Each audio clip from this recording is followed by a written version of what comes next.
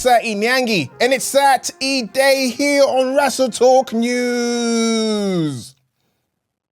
2023 has been a strange one for WWE in that it's been uncharacteristically quiet in terms of new arrivals and departures, presumably because WWE spent a great deal of effort bringing back much of the talent that was released in late 2022 when Triple H took over creative. One of the talents WWE fired and rehired was Eric Young. However, you'll be forgiven for not actually knowing he was back in the company, as he hasn't shown up a single time despite reportedly resigning all the way back in November 2022. Fightful Select reported back in April, 6 months on from this resigning, that Young was brought back to the company under a wrestling capacity and not a backstage role. However, this wouldn't really matter, as they also noted that they haven't heard of Young being backstage in WWE in any capacity either. So that brings us to now. And once again, it seems as if Luke Owen and Ollie Davis may have predicted the future in yesterday's episode of Free Count. This isn't my prediction because I don't want to sort of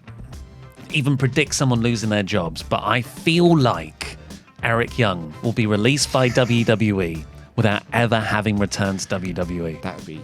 I don't want it to happen, obviously, but... It would be funny though.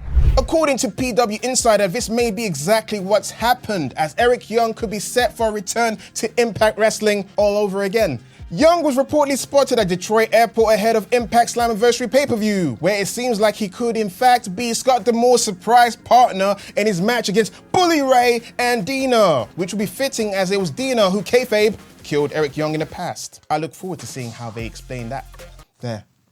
I look forward to how they explain themselves out that one.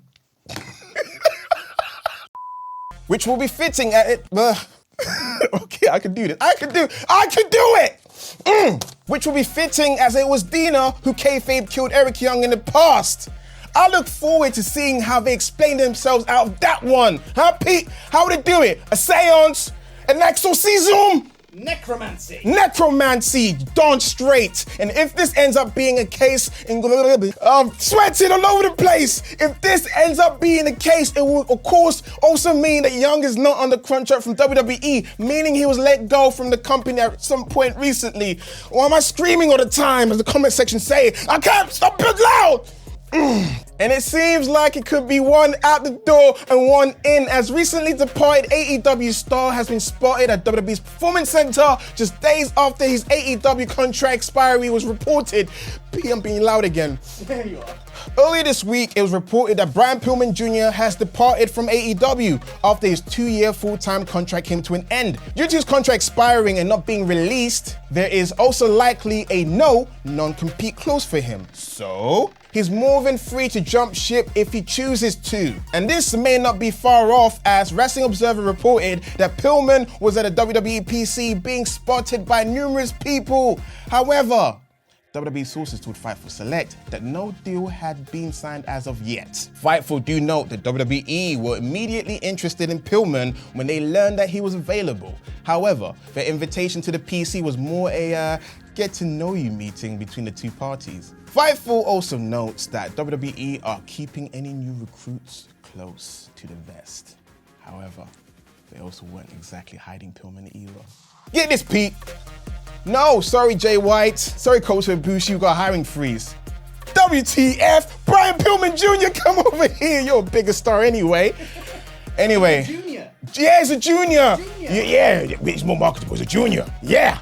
Now, hey, pal, we're going to change your name. Jay Black. Next up, Pete Quinnell. Mwah. See you later, guys. It's now time for my AEW Rampage 1 minute, 1 take, where I'll attempt to recount everything that happened on this week's Rampage in 1 minute.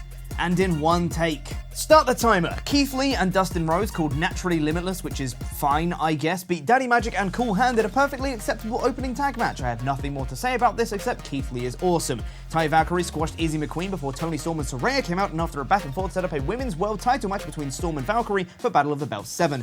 Hook accepted Jungle Boy's challenge for the FTW title on Dynamite, and after Lance Archer beat Trent Beretta, he demanded an international title match with Orange Cassidy, which was made for Battle of the Belts as well. The Royal Rampage is returning next week with Jeff Jarrett et al. And Matt Hardy et al. In it. Konosuke Takeshita beat childhood training partner of Kenny Omega Mentalo, and backstage Evil Uno announced that it was time to rebuild the Dark Order. And in the main event, Willow Nightingale defeated the Ring of Honor Women's Champion Athena to advance in the Owen Hart tournament in a clever finish. That feels unnaturally good. I don't know what that says about me or about my writing or whatever, but that felt pretty good. That felt pretty good. I'm happy with that one. And now it's time for my review of SmackDown. In about 5 minutes, I need to make the lights blue. Blue. Tempest is still in Canada, but he'll be back next week. This show began with Bianca Belair cutting a promo ahead of her main event match against Asuka for the Women's Championship. I wonder if this match will end in DQ. This brought out Charlotte, who said that she wants Bianca to win, and when she does, Charlotte should be next in line, which Bianca agreed to. She then said that when Bianca wins, Charlotte should be next in line, which Bianca agreed to, which was followed by Charlotte saying that she should be next in line, which Bianca agreed to. This promo was quite repetitive. They then shake hands, and that was that. The Brawling Brutes of Sheamus and Ridge Holland faced Pretty Deadly next in what I thought was quite a fun match. After some very nice back and forth throughout the match and very fun spots, Pretty Deadly got the win with the exposed turnbuckle direct to Ridge's throat, playing off the ongoing injury he's got. So I thought this was very good. Grayson Waller cut a promo backstage saying The Rock was using his name on social media to get clout, said he's going to win his match later on tonight. More on that later. After a recap of the Tribal Court from last week, Michael Cole gave the latest on Jimmy Uso, saying he suffered ruptured rib cartilage and he'll be out for the foreseeable future, which is good.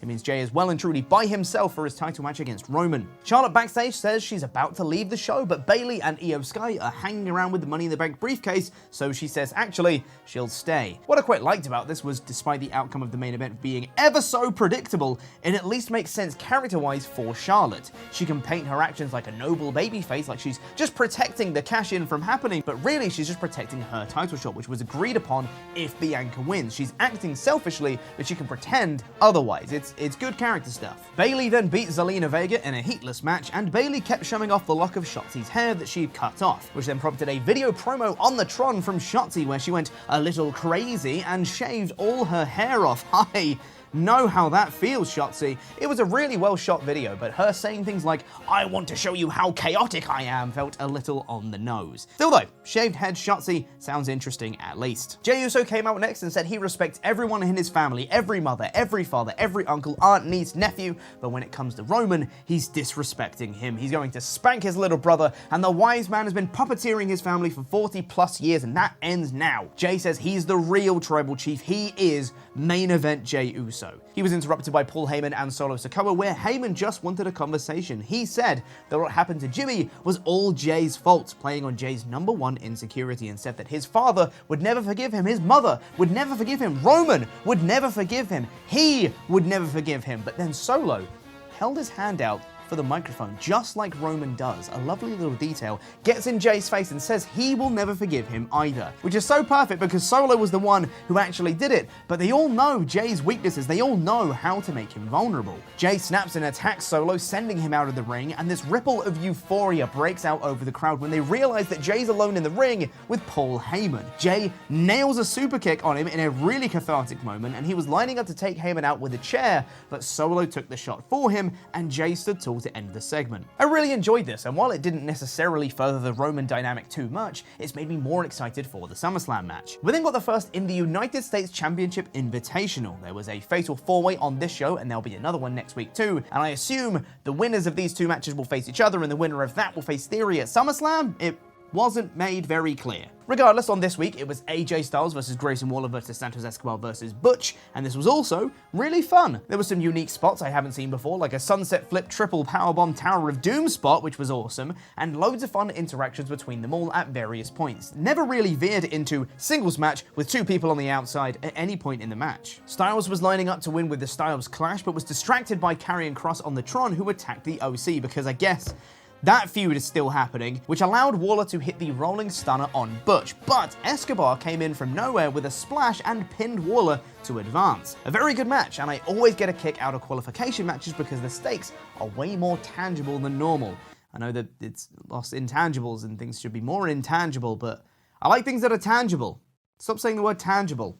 It's lost all its meaning now. The Street Profits next were in the parking lot, where they're joined by Bobby Lashley, who takes them away in his car. Conversations to be had. I don't know what this is leading to, but I'm intrigued regardless. Hurt Business 2.0?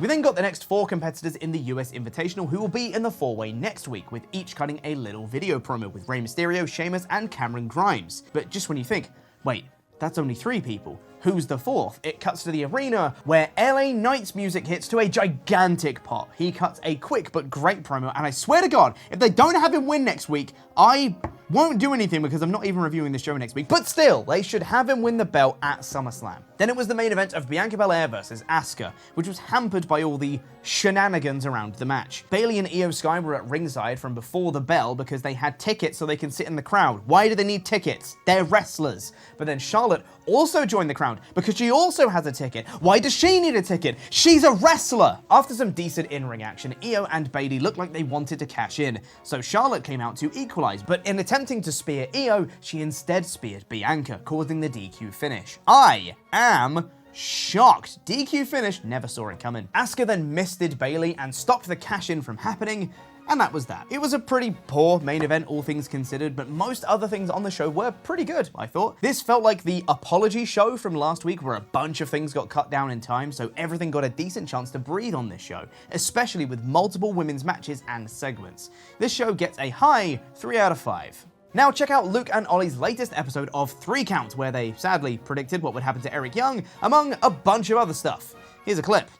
I want to now just to do, I come out and go, Yeah. oh yeah, I'm smart. I got my degree. But in Scottish, in a Scottish accent. Oh yeah, I got my degree. Just a fat bastard.